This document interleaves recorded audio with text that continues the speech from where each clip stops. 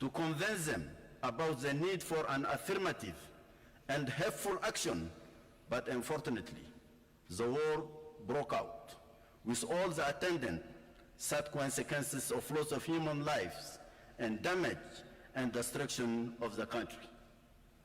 Following the outbreak of hostilities, we called for a high-level international conference to unite the international community on the triptych of cessation of hostilities, opening of humanitarian corridors, and initiation of a political dialogue between the Sudanese themselves, with the support of the international community.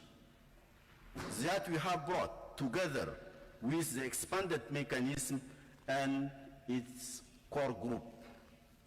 Since then, we have set up a joint structure with IGAD, which has worked tirelessly on the development of a political and the social mapping of the Sudan and the determination of the sequences of the said dialogue. It continues actively to exchange views with all the Sudanese civil and military actors, with a view to overcoming the last obstacle to the convening of the political dialogue. Two phenomena now trigger the urgent need to convene this necessary political dialogue. The significant process made in bringing together the political forces in the less dispersed camps and the needs reached by the Jeddah process. This situation deepens our conviction, established from day one, that this African crisis can only find a solution within the African framework. Everything now indicates that we no longer have any reason not to revitalize the joint AU-IGAD roadmap for a ceasefire at the organization of the political dialogue, on which our joint team is working tirelessly and for which it has worked out the essential preparatory elements. Obviously, some aspects require more consultations with the Sudanese stakeholders. They concern the participation of the military components in the political dialogue, the representation of the provinces, and the participation of some groups, those of the former regime in particular. Excellencies, the multiplicity of parallel initiatives is a negative factor in the sense that they often constitute a complication rather than facilitate a solution. I therefore urge you to oppose it and to solemnly proclaim our commitment to the joint IGAD-AU action supported by the expanded mechanism and its core group, which brings together all the neighboring countries of the Sudan and the whole international community. During my several contacts with the Sudanese parties, I sensed their general acceptance of the legitimacy of the joint IGAD-AU team. It has the support of the international community. It has proven expertise and knowledge on the ground. It has greatly advanced in the mapping and sequencing of the Sudanese political process. I appeal to your wisdom to support such structure and provide them through your summit and your high-level panel composed of 4 heads of state and government with the relevant direction, and to avoid the plethora of structure in charge of this crisis. Excellencies, we cannot call upon others to refrain from multiplying parallel initiatives while we give the counterproductive example of the same phenomenon of proliferation of structures and approaches. You can rely on the unwavering support of the AU for the relevant decision that we will take in all wisdom and determination. I wish you Success to your deliberation. I thank you.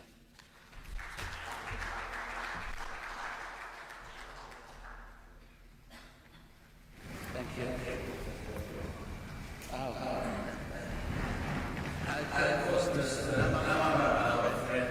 United Nations Secretary General Representative, you have the floor.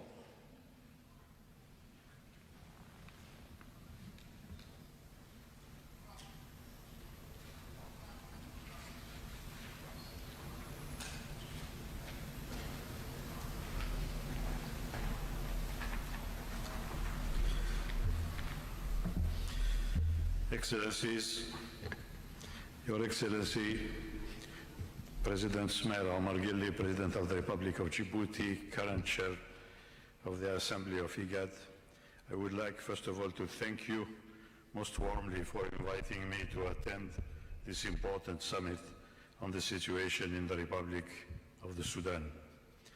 I bring you greetings from Secretary General of the United Nations, Antonio Guterres, who wanted my presence here as the first manifestation of my taking over my new assignment as a testament of his very strong commitment to the Sudan and the one of the whole United Nations system in support of your effort to find a solution to the crisis in the Sudan. The Secretary General commends IGAD leaders for their principled position to bring an end to this devastating conflict. I personally look forward to working closely with IGAD, with the African Union and all other partners, and in particular looking forward to interacting with Sudanese stakeholders in support of peacemaking efforts in a spirit of cooperation and complementarity. Your Excellencies, the heads of states, governments, and delegations, Excellencies, the ministers, distinguished IGAD Executive Secretary, distinguished African Union Chairperson, African Union Commission Chairperson, ladies and gentlemen, the war in the Sudan continues to pose serious threats to the unity and territorial integrity of the Sudan, as well as to the security and stability of the whole region and beyond. Since the outbreak of the war, nearly 8 months ago, the Sudanese people have been subjected to unspeakable suffering. The war is having a terrible impact on the situation of the human rights in the country, particularly on women and children. I am appalled by reports of conflict-related sexual violence, including rape. The Sudan is now the country with the largest number of displaced people in the world. Considering the grave situation in the Sudan, there is an obvious, urgent need to redouble our collective efforts to prevent the country from descending into further chaos. Therefore, the immediate priority should be in finalizing a cessation of hostilities which could lead towards lasting peace in the country. A cessation of hostilities will save lives and enhance the protection of civilian population. A cessation of hostilities will facilitate the much-needed access to humanitarian assistance for the most vulnerable Sudanese people across the country. A cessation of hostilities will help the Sudan to begin restoring some stability and basic services. Cessation of hostilities will also pave the way for an inclusive political process to determine the future of the Sudan. I call on the leaders of the Sudan to demonstrate courage to make difficult but right decisions to end this war, taking into account the best interest of their people and their homeland. This effort begins by the signing and diligent implementation of a cessation of hostilities agreement and the Jeddah process. I call also on the civilian actors to come together, building on their different initiatives, including those put forward by women leaders and political coalitions. This is a time for unity for the sake of peace and stability and reconciliation in the Sudan. Excellencies, dear colleagues, allow me to strongly reiterate the message of the Secretary General of the United Nations that there is no military solution to this conflict. It is only through a negotiated political settlement that long-term peace and stability could be achieved in the Sudan. In that spirit, in that respect, I appeal to all countries to play a positive role in the Sudan and to avoid actions that would prolong the conflict. The task in front of all of us are quite challenging, but together we can help Sudan to reach lasting peace. Finally, the United Nations renews its solidarity with the people of the Sudan and supports strongly the aspirations to live in a country of freedom, peace, and justice.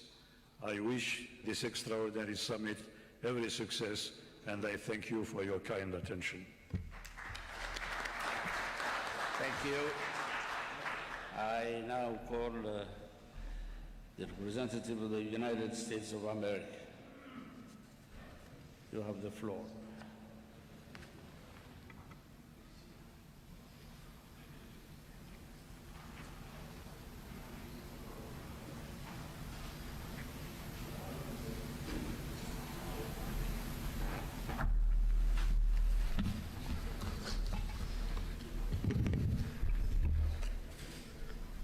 Your Excellencies, good afternoon. I bring greetings from President Biden and Secretary Blinken. We thank you for inviting the United States to address this key group of leaders and for the opportunity to discuss what we can do together to bring an end to the terrible conflict in Sudan. Thank you to our host, President Gele, as chair of IGAD, also to Dr. Workney and his team for pulling this summit together. I also want a special thanks to the Djiboutian people for their very warm welcome. All protocols observed. The United States commends IGAD on this initiative and for enabling us to partner together with the African Union and others in the international community to harmonize our efforts on Sudan. The war in Sudan is not only a crisis for the Sudanese, but also for the region and indeed our global community. The violence unleashed in April has resulted in displacement, rape, death, and destruction across Sudan, and it must stop. This extraordinary summit comes at an inflection point in the war when the trends on the ground are deeply worrying, threatening the territorial integrity of the country. Sudanese civilians are bearing the increasingly untenable costs of this needless conflict. The resulting humanitarian crisis is one of the worst in the world. Humanitarian responders are unable to reach communities in dire need because the belligerents have failed to uphold their commitments to facilitate their unhindered access to the vulnerable. In fact, we are all frustrated because the best efforts in Jeddah, and let me express appreciation to our Saudi Arabia and IGAD colleagues for our work together. Both parties are failing to follow through on the confidence-building measures and enhanced humanitarian access they agreed to. That is why the Jeddah talks are currently stalled. The dire humanitarian situation demands urgent action. That is why we are here today. The parties must engage OCHA and remove obstacles to the delivery of assistance. Together with you, we are growing impatient, and we must trust this summit will reinforce the urgent need for not only temporary ceasefires, but a sustainable end to the conflict. We are well aware that the human rights situation in Sudan is bleak. The evidence of human rights abuses and violations that we have seen offers a haunting reminder of the genocide that began almost 20 years ago in Darfur.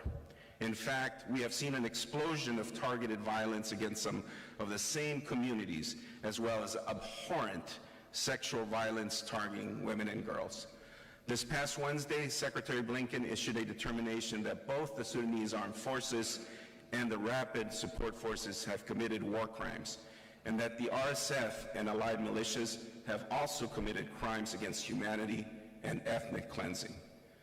Perpetrators must be held accountable. This determination demands that we, Sudan's neighbors and friends, redouble our efforts to end this senseless war, address the humanitarian and human rights crisis, and end decades of impunity. Since the war broke out, we have endeavored to work closely with IGAD and the African Union, beginning with Chairperson Faki's convening the Ministerial Special Session on Sudan on April 20th.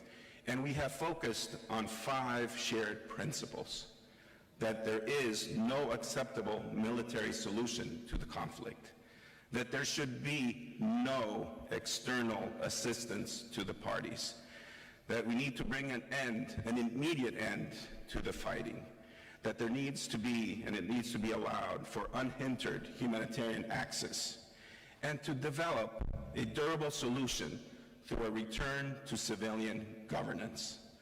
On the issue of external support, we are deeply concerned that support to the belligerents risks the partition of Sudan, the disruption of regional security, and the return of hardline Islamist rule. The provision of weapons to the belligerent parties must stop. We are doing our part to make clear that it is unacceptable and is only fueling further conflict. Our hope is that this summit will also make clear that it is unacceptable to continue to provide arms and support that further fuels the war. The cost of this outside involvement will be borne by all of us and inflict grievous damage on the people, economies, and stability in the region. Our battlefield assessment, based on intelligence, which we'll be happy to share and provide further details in private to you, has serious implications for the future of Sudan.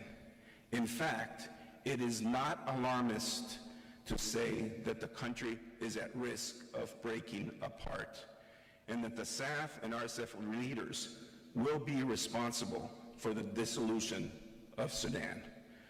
Both must understand that it is unacceptable and that it is time now to end this madness. We are here today to work together to bring an end to the conflict, to identify opportunities for immediate de-escalation and the urgent delivery of humanitarian assistance, and to deliver how we might most effectively support a Sudanese-owned, Sudanese-led civilian process that results in a democratic Sudan.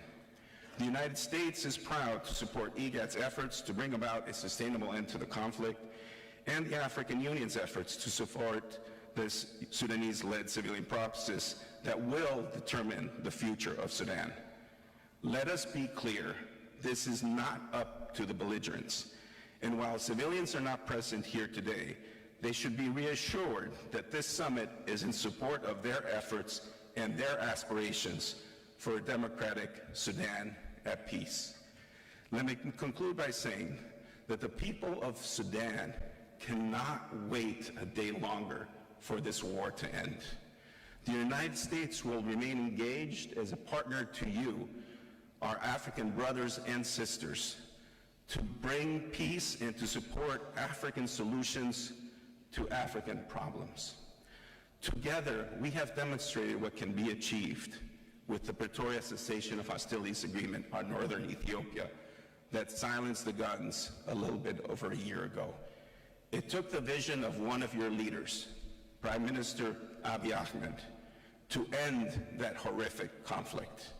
Now, Generals Burhan and Hemeti must stand up, take responsibility, and deliver peace for the Sudanese people and the region.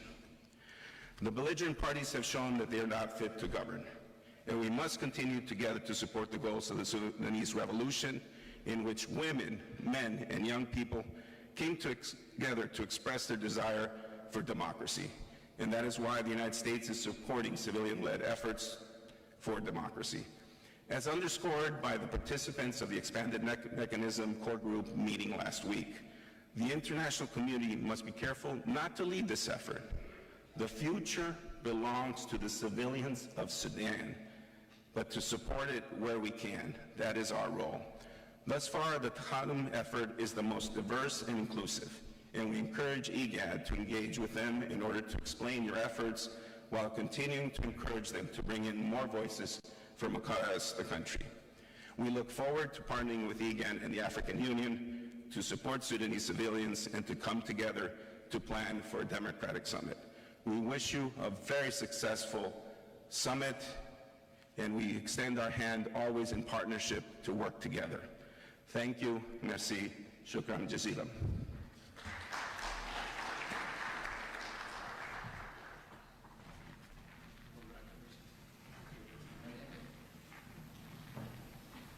It's my turn now.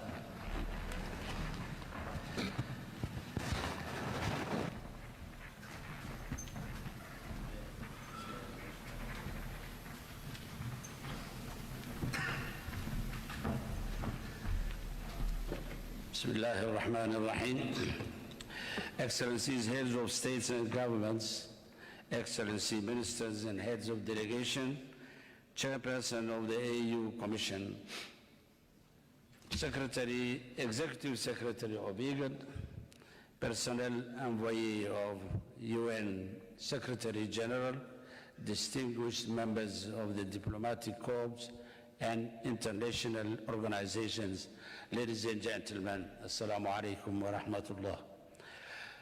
On behalf of the government and the people of Djibouti, I extend a warm welcome to all of you excellencies. I particularly welcome His Excellency Abdul Fattah Abdul Rahman al-Burhan, President of Sudan's Sovereign Council, among us today. I am grateful that despite the pressing demands of your respective offices, you have prioritized the 41st Extraordinary Assembly of IGADs of States and Governments convened to address the situation in Sudan. This is a testament to our shared commitment to the principles that unites us as a regional force for peace, stability, and prosperity.